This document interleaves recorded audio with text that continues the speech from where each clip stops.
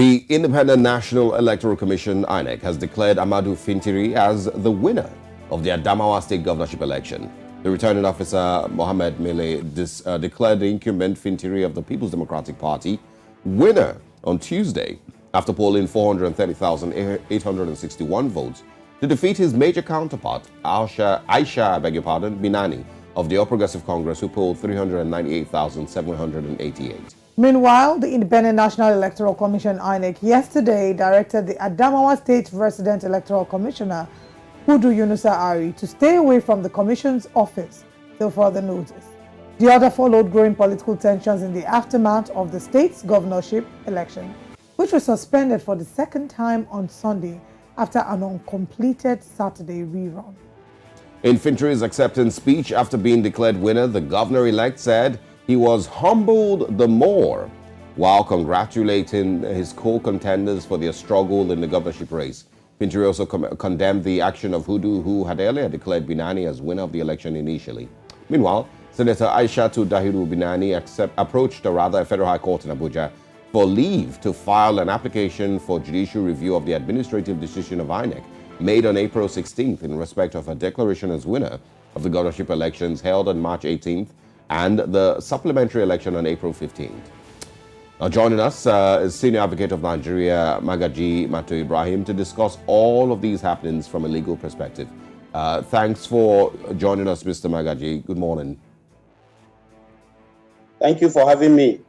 All right, I initially had described, and not just me, a lot of people had described this as embarrassing, seeing the way things played out in Adamawa, and of course the actions of the resident electoral commissioner, who of course was seated right next to him. I think it was Commissioner of Police was next to him while all of that played out. But of course, the APC's candidate, Binani, has gone ahead, or at least attempted to seek, the support of the judiciary to let whatever happened on the 16th to stand.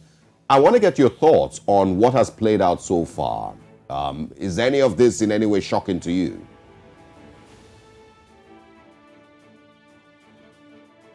All right, we might be struggling with the connection there with Mr. Magaji, SAN. Of course, as we fix that, we'll get him to. Okay, I think we can have him now. Please go ahead if you can hear us.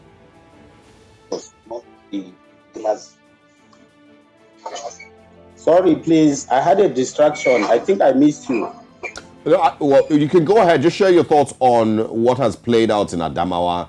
And of course, the request by the APC candidate, Aisha Binani, for support of the judiciary to let what happened on the 16th, and of course, the declaration by INEC, her declaration by INEC to stand. What is your interpretation of everything that has played out so far? Well, thank you so much for giving me this opportunity to speak to you and to the whole nation on this matter. It's actually a very unfortunate event that we never expected. And it's shocking to every reasonable Nigerian that things will be playing out in a country like ours, that is the giant of Africa, where things will be done without due regards to the law and the general public policy that should guide the conduct of the activities of every public officer. What actually played out with the reg was such a reckless act that we least expected in the political arena of this country. And so everybody is disappointed, and I think we should be grateful to INEC itself, because the reaction from INEC was such that at least we are made to understand that INEC itself has lived up to its responsibility because of the prompt action that was taken to actually show that they are not in support of the reckless action of one of their own. And as it stands, I think Nigerians are consoled with the action so far taken by INEC. Ordinarily, it's an unfortunate event which we never expected. And as it is, INEC has done the right thing and then has gone ahead to make sure that the mandates of the people of Adamawa State has been at least to some extent given to them in such a manner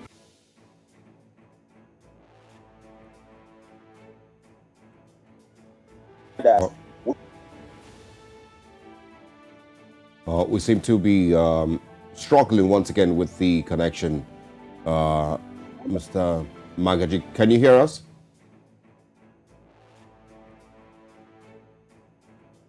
Okay, of course, so while we try to reconnect, the conversation is mostly on the Adamawa State election, the supplementary election, of course, for the governorship position in Adamawa State. That did come with, intense drama after the resident electoral commissioner took it upon himself to declare the APC candidate winner of the election on the 16th of April. It was eventually, of course, his declaration was declared null and void and, of course, of no effect by INEC. And, of course, the PDP's candidate, Fintiri, then, of course, was declared winner by INEC. Mr. Magaji, can you hear us now? I had a distraction somewhere. All right, we lost you for a bit there. Please go ahead. Yes, so we are grateful to INEC for the action they have taken so far. And we feel strongly that we are in the right direction, because a situation where somebody can just wake up and take the law into his hand, declare what comes to his mind without due regards to the mandates of the people of the state, it calls for serious discussion. But the reaction of INEC itself has brought us to the same level of expectations and hope that Nigeria is on the right track. Let's talk as well about some of the arrests, maybe not arrests, but some of the people who will be taken to court, or some of the people who the fingers of blame are being pointed at. Now, INEC has asked that the REC be taken to court. Fintiri has also promised that there will be a lot of suing happening. In this situation, who do we say is to blame? There are people who say that what's happening in Adamawa State is a reflection of what's happened in a larger scale around the country, different parts during the 2023 elections. And what are your thoughts on this? And what are the next steps as regards Fintiri, as regards the REC and the position that has happened so far? No, I share a different opinion on what other people are thinking about this. What happened at the larger society, that is at the national level, is quite different from what happened in Adamawa State. People might have their own opinion on that. You can see clearly that at the national level, at least the returning officer had results collected from all the states of the federation. Relying on those results, rightly or wrongly, he made the declaration. But we are faced with a situation in Adamawa State where the REC, without a single result before him, we could see even from the video you played out, that he hadn't any result, and he was making the declaration offhand. This is unbecoming, this is unexpected, and not in accordance with the law. So the difference is there. It might be that people have their own opinion, but if you look at it critically, there are two different scenarios. The level of recklessness coming from the REC from Adamawa State has shown itself that it's unprecedented in that manner and cannot be compared in any way with what played out at the National Collation Center. So that is my opinion on this.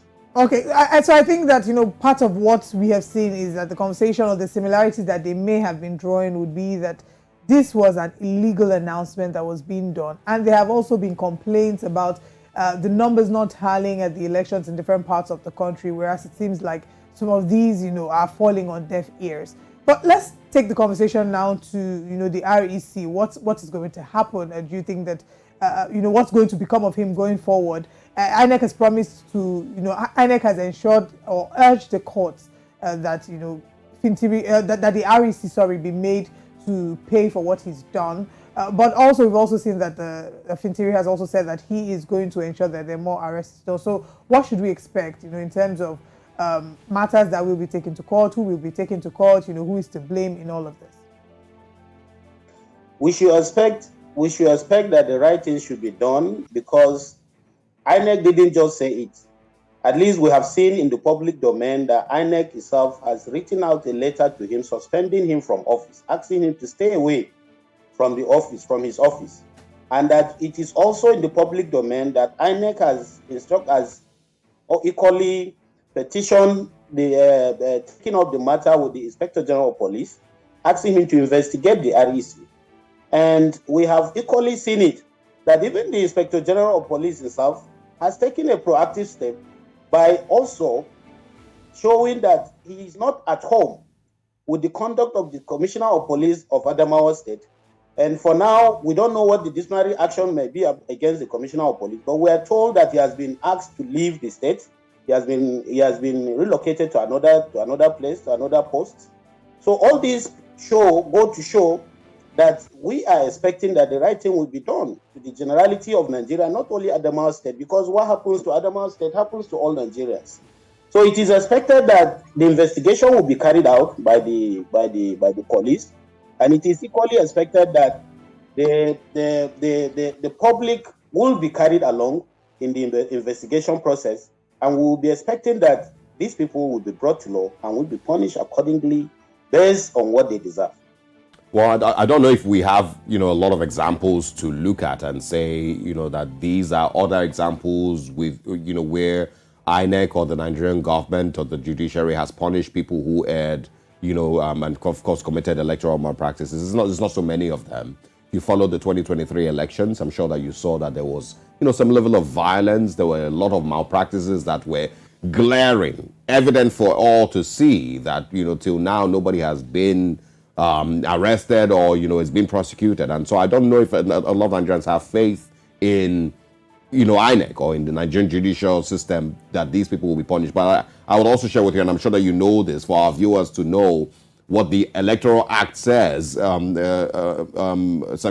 120, subsection 3 and 4. It says a polling agent, a political party agent who conspires to make false declaration of results of an election commits an offense and is liable on conviction to a maximum fee of 500,000 or imprisonment for 12 months or both.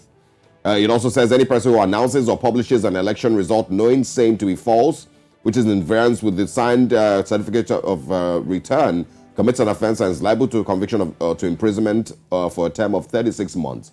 Just examples. And if you look across the Electoral Act, there's a plethora of these places where there are punitive measures for what happened in Adamawa.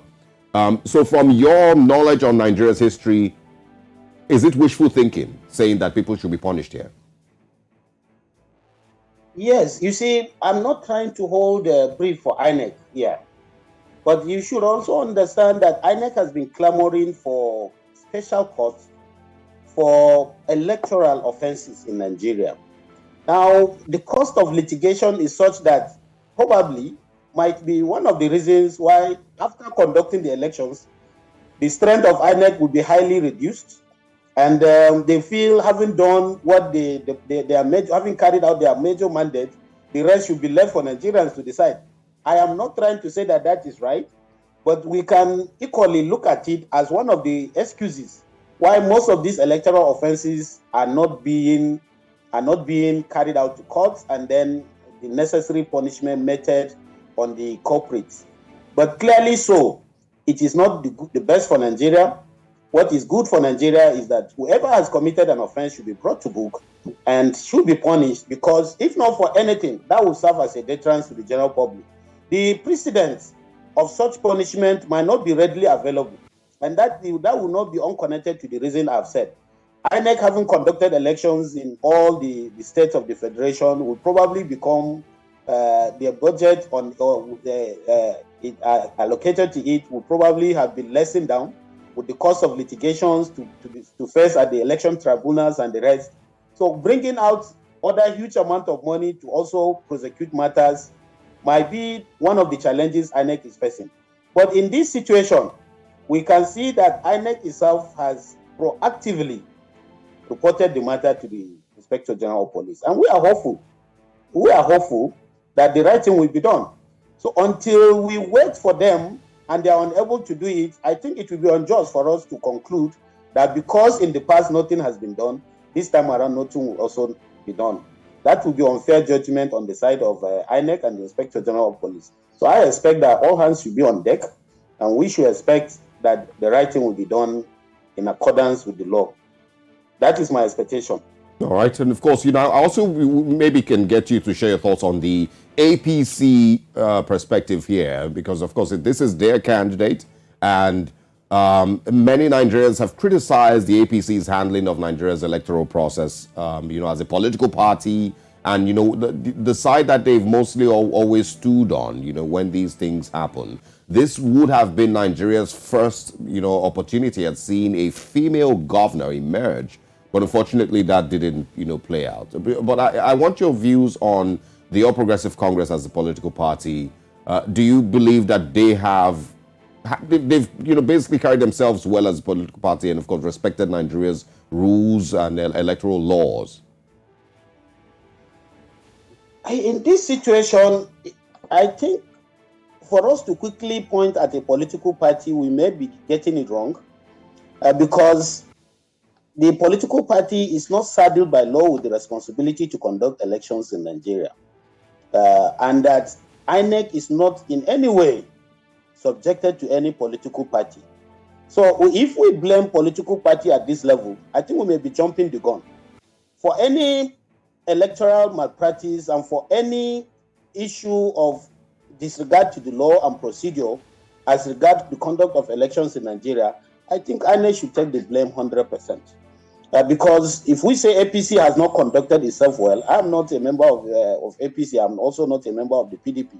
But if we say they have not conducted themselves well, we cannot point at any particular event that was carried out by them that led to this situation. The announcement that was done was not done by any APC member. The collation center was not set up by APC member. It was done by INEC.